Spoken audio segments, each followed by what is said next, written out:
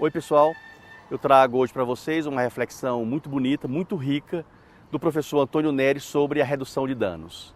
Ele incorpora elementos da bioética e, ao meu ver, faz uma radicalização política e vai ao encontro do SUS e da reforma psiquiátrica no que elas têm para mim assim, de fundamental, que é a clínica ampliada. Com todos os seus elementos, com todos os seus determinantes sociais, culturais, antropológicos, determinantes fundamentais para a gente sair daquela perspectiva centrada no biológico, centrada num determinismo do corpo.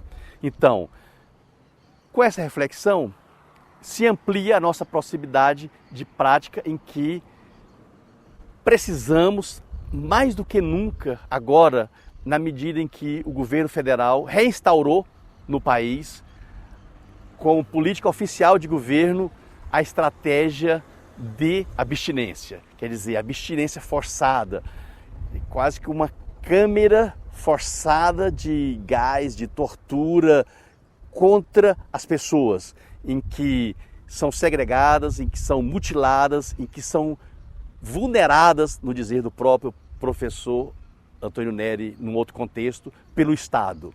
Enfrentar isso, no que isso tem de moralista, de preconceituoso, exige muito de nós. Então, essa perspectiva que ele me propõe, me parece que pode ser uma força para a gente colocar uma agenda nova para o país, uma força para a gente nos animar para uma nova perspectiva, uma possibilidade de desconstruir o que vem por aí, ou pelo menos enfrentar com mais dignidade, com mais energia e com mais esperança. Vamos ao vídeo. Eu tenho me voltado para a bioética.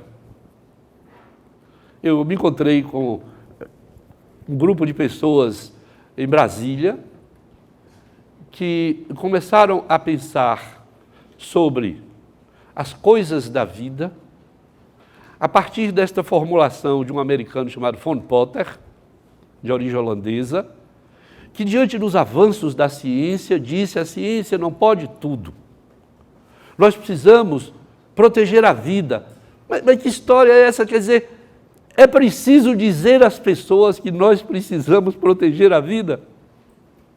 É um pouco como se nós disséssemos às pessoas: cuida do tempo. Há algo mais importante, mais sério para um humano do que proteger a vida, reconhecendo e protegendo o seu tempo? Porque, no meu entender, vida e tempo são quase a mesma coisa. A vida se desenrola no tempo e o tempo desenrola a vida. Mas a impressão que eu tenho é que nós, humanos, deixamos de pensar na vida. Vem Potter e diz em 1977, por aí, precisamos cuidar da vida, porque nós precisamos sustentar a vida futura. Nós precisamos proteger o planeta. Nós precisamos cuidar dos transplantes. Precisamos cuidar dessa decodificação do código genético. Não pode ser assim, de qualquer modo. Nosso código não pode ter dono, porque tem. A França tem uma parte, a América tem outra, o inglês tem outra, o Brasil tem outra. Nosso código genético está loteado. E o que vai acontecer? Quem comprar nosso código, como já tem gente fazendo um mapeamento genético dos índios da Amazônia, de algumas tribos, nós vamos caminhar para admirável mundo novo? Alguns só lavarão pratos e outros serão dirigentes? Potter disse: precisamos cuidar disso. Esta bioética ganha um espaço grande nos Estados Unidos, é deformada, deixa de ser um espaço multidisciplinar para ser um lugar de resolução de conflitos biomédicos. Aí eles criaram uma bioética principialista. Justiça é um princípio, autonomia é outro, beneficência é o terceiro e não maleficência o quarto, os dois últimos hipocráticos, os dois primeiros não. Mas nós precisamos pensar. Outro tema para você fazer um seminário sobre autonomia. Autonomia não é poder fazer tudo. Autonomia é se reconhecer no outro e ser reconhecido por esse outro neste reconhecimento. Isto é que é autonomia.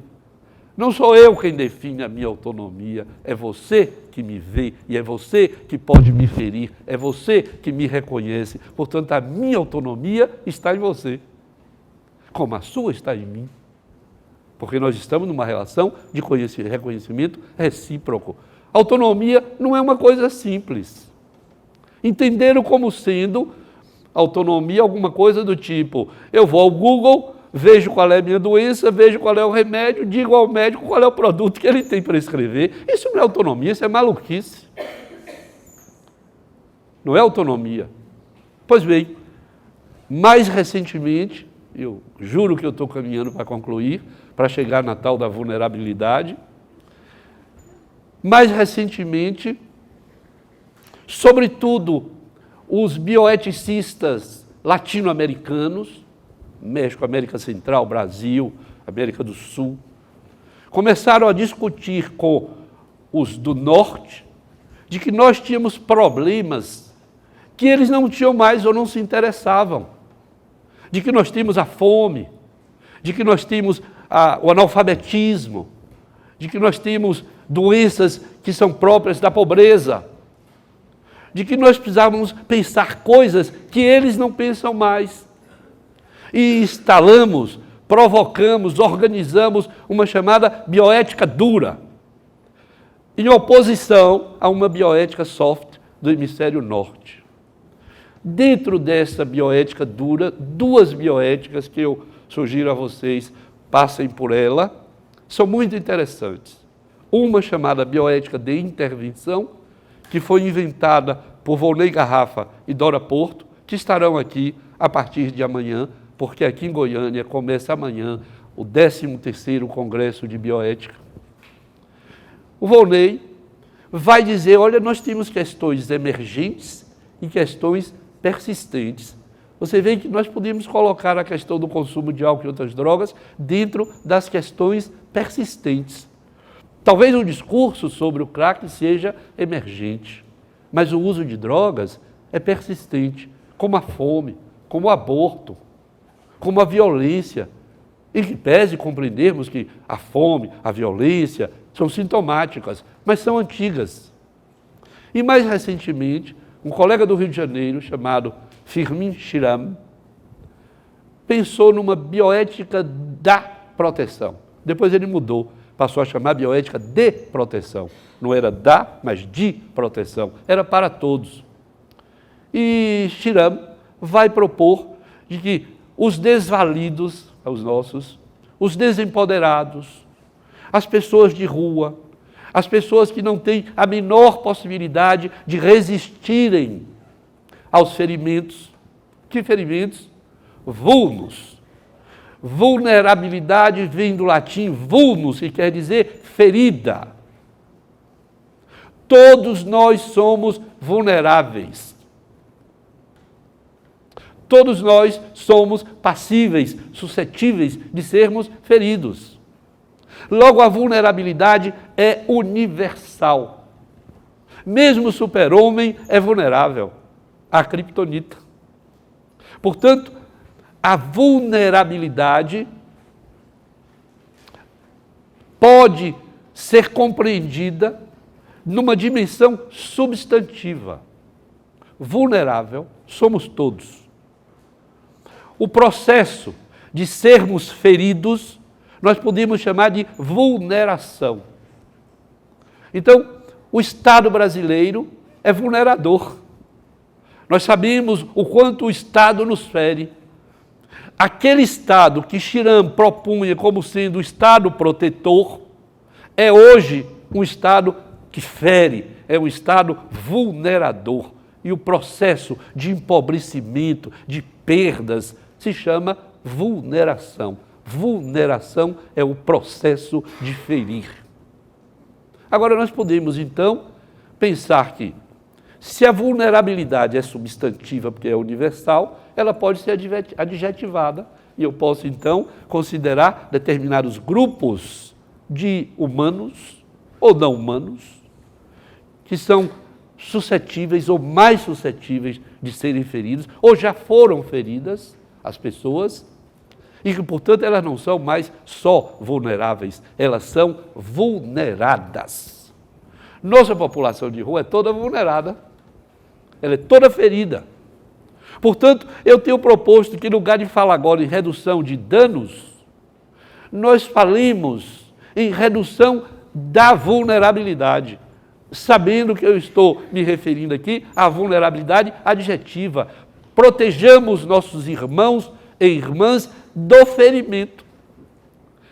Quer dizer, podemos trabalhar na redução do dano que o ferimento causa. Mas nós sabemos que a política de redução de danos é uma política que implica a liberdade, o reconhecimento da liberdade para o uso, é fundamental. Que reconhece a autonomia, porque não há liberdade sem autonomia, e Paulo Freire vai dizer, não há liberdade, não há conhecimento que não seja para a autonomia, né? Para ganhar a dimensão autônoma, senão isso não é liberdade.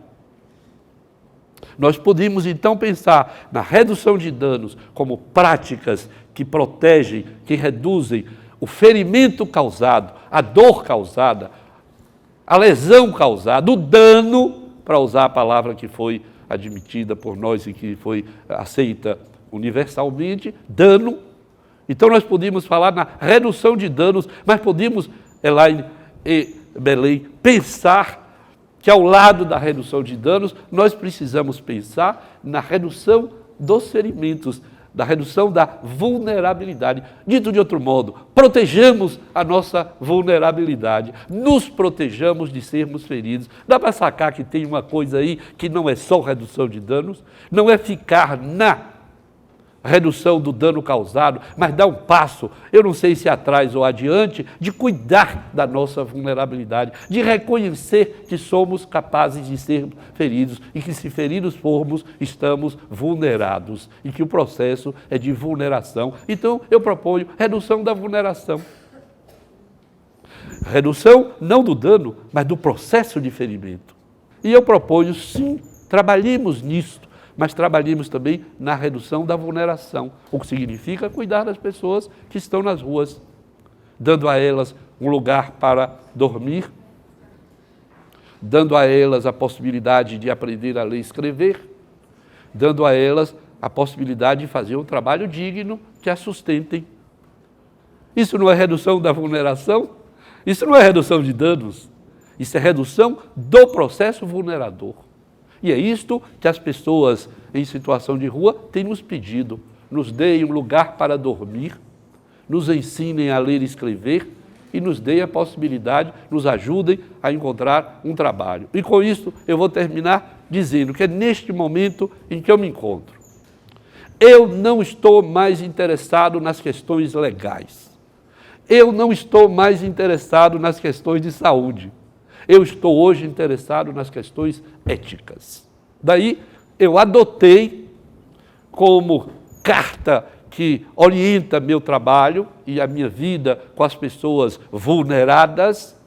De um lado eu tenho a Declaração Universal dos Direitos do Homem e da Mulher, dos Direitos Humanos, e de 2005 para cá eu adotei a Declaração Universal de Bioética e Direitos Humanos. Eu os aconselho a hoje, à noite em casa, lá, em vez de ficar vendo aquela novela horrorosa da Globo, vocês ligam lá o computador e bota lá, ó, procura Declaração Universal de Bioética e Direitos Humanos. São 28 artigos em que nós incluímos a questão da cultura, as questões relacionadas com os pobres, o respeito ao indivíduo, o respeito à individualidade, o respeito à cultura. E, do outro lado, nós temos a Declaração de 1945, que foi escrita no pós-guerra, mas que nós temos criticado, Acho que Boaventura Souza Santos tem dito que aquela declaração não é boa, mas não tem nada melhor. É como a democracia, não é o melhor, mas não inventaram nada melhor do que a democracia. Portanto, tomem essas duas declarações e vocês verão que vai ser possível trabalhar melhor com a saúde, mas vai ser também interessante e melhor compreender as questões relacionadas com a lei, mas nós estaremos noutro registro. E eu tenho proposto, então, que os usuários de álcool e outras drogas sejam no mesmo nível dos LGBTs, negros, índios, mulheres, usuários de drogas. O usuário de droga tem que ter uma lei especial lá para eles, cada droga. Quer dizer, vamos considerar a questão dentro de uma perspectiva ética. E se io muoio da partigiano, oh bella ciao, bella ciao, ciao, ciao. E se muoio da partigiano, tu mi devi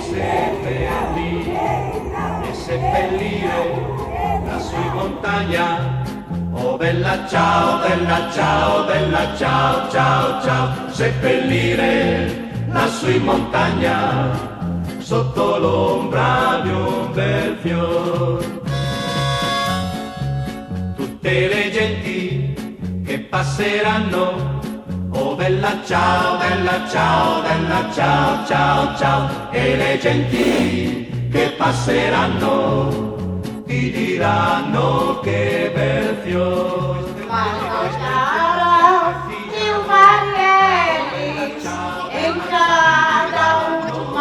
Nós, mas brotaram mil mulheres em cada uma de nós.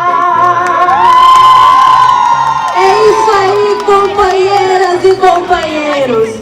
Ti diranno che bel fior, e questo è il fiore del partigiano. Oh bella ciao, ciao, ciao, ciao. Questo è il fiore del partigiano, morto per la libertà. Questo è il fiore del partigiano, morto per la libertà. Questo è il fiore del partigiano, morto per la libertà.